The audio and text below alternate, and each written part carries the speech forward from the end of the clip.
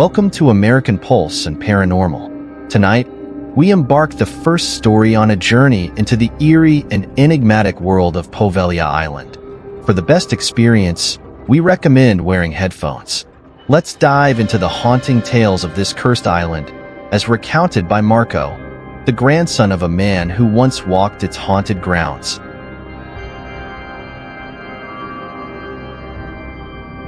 My name is Marco, and I live in America now. But tonight, I want to take you back to Italy, to the shores of a place shrouded in mystery and terror, Poveglia Island. This is a story passed down to me by my grandfather, a man of science and reason who once worked on this infamous island. One stormy night, as thunder rumbled and lightning illuminated the dark sky, I was sitting in my grandfather's study, reading an article about Poveglia Island in an old Italian magazine. The article spoke of the island's dark history, but as I read, my grandfather, Dr. Giovanni, entered the room and glanced at what I was reading. His face grew pale, and he said, "Marco, that's not the whole truth. The power had gone out, and the flickering flames cast eerie shadows on the walls." In this unsettling atmosphere, my grandfather began his tale. He started, his voice filled with a mix of dread and urgency. There are stories that even time cannot bury. Stories like those of Poveglia. He took a deep breath and continued. In the 14th century, during the outbreak of the Black Plague, Poveglia was a place of unspeakable horror. Those stricken with the disease were brought here to die. Thousands of lives were lost, their bodies burned or buried in mass graves. The air was thick with the stench of death, and the cries of the dying echoed through the halls and fields of the island. As he spoke, the room seemed to grow colder, and I felt a chill run down my spine. Grandfather Giovanni's eyes were filled with memories of those dreadful times.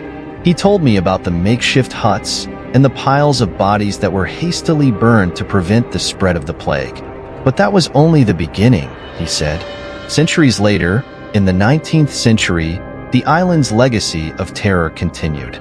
Poveglia was repurposed as a mental asylum, a place where the world's forgotten were sent away. The conditions were dreadful, and the treatment of the patients even worse. He leaned in closer, his voice dropping to a whisper. There was a doctor on the island, a man whose name has been lost to history but whose deeds remain infamous. He was a madman, conducting horrific experiments on the patients. He believed he could cure their madness through lobotomies and other gruesome procedures. The patients' cries of agony were often dismissed as the ravings of the insane. Giovanni's eyes filled with a mixture of sorrow and fear. "Marco," he said, "I heard these stories from an old caretaker named Mario, a man who had worked on the island for many years. Mario was an eyewitness to the island's darkest secrets. One night, as the wind howled outside and the shadows danced on the walls, Mario approached my grandfather. 'Giovanni,' he said, his voice trembling with age and fear, 'there are things you must know, but you must promise to never speak of them to anyone.' Curiosity and dread battled within Giovanni as he listened to Mario's tale. The doctor, Mario whispered, was not just mad, he was evil. He took pleasure in the suffering of others. He believed that through pain, he could unlock the secrets of the mind.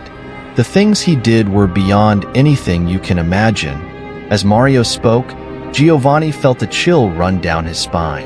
The wind outside seemed to howl in agreement with his words.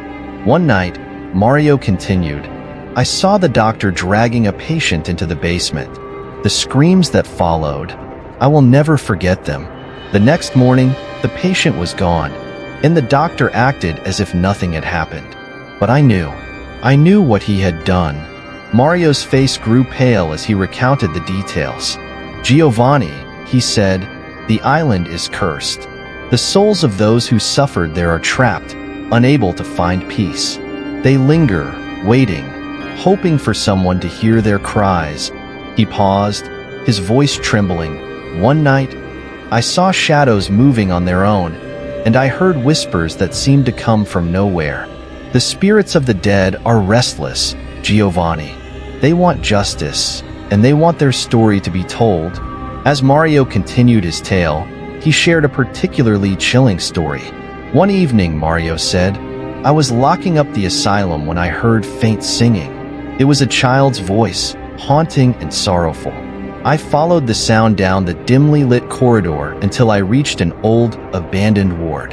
There, I saw a little girl in a tattered dress standing in the corner. Her eyes were empty, and her face was pale. She was singing a lullaby, one that sent shivers down my spine. When I approached her, she vanished into thin air, leaving only the echo of her song behind. Giovanni's face was pale as he listened to Mario's account. Marco, he said, these stories are not just figments of imagination. They are echoes of the past, haunting the present. The island is a place where the veil between the living and the dead is thin. The spirits are trapped, seeking closure, and they reach out to anyone who dares to listen. But there's more, Giovanni added, his voice trembling. One night, Mario and I were patrolling the grounds when we heard a blood-curdling scream. It was coming from the basement. We rushed down the stairs, our hearts pounding with fear. As we reached the bottom, we saw the doctor standing over a patient, his hands covered in blood. The patient's eyes were wide with terror, and his body was contorted in pain. The doctor turned to us, his face twisted in a sinister smile. You shouldn't be here, he said. This is my domain. Giovanni paused, his hands trembling.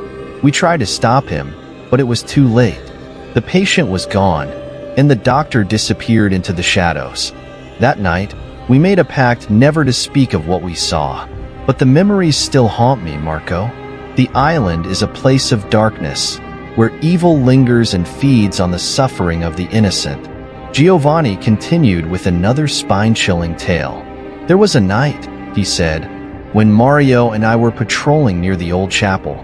The air was thick with fog, and visibility was low. Suddenly, we heard a soft whispering sound, like a prayer being chanted in a language we couldn't understand. As we approached the chapel, we saw faint lights flickering through the broken windows. When we entered, the temperature dropped drastically, and we felt an overwhelming sense of dread. In the center of the chapel, we saw ghostly figures gathered in a circle, performing some sort of ritual. Their faces were hollow, and their eyes glowed with an eerie light.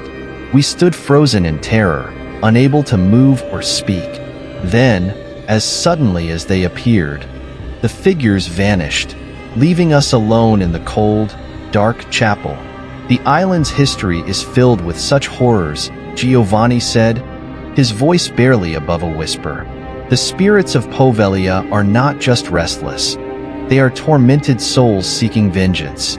They reach out to anyone who dares to set foot on their cursed land, and their whispers can drive even the sanest mind to the brink of madness. Giovanni's tale was more than just a story. It was a chilling recount of true events that stained Poveglia with an eternal mark of fear. He warned me, never let these tales slip into oblivion, Marco. They must be remembered, for they are part of our history. As I sat there, listening to the crackle of the fire and the haunting memories of my grandfather, I realized that some stories are more than mere folklore. They are the echoes of the past, calling out to be heard. To be continued. Thank you for joining us on this journey into the heart of Poveglia's mysteries. Your support means the world to us, and we hope that these stories have touched you as deeply as they have touched us. We look forward to seeing you in the next part. Thank you for being part of this journey. Your support and compassion have given these stories the light they needed to be told. As we close this final chapter, we leave you with a message of hope. No matter how dark the past may be, there is always a chance for redemption and peace. Remember to like, share, and subscribe to American Pulse and Paranormal. Let us continue to explore the mysteries of the unknown together and keep the memory of those who came before us alive. Thank you, and good night. May your dreams be haunted by curiosity and compassion.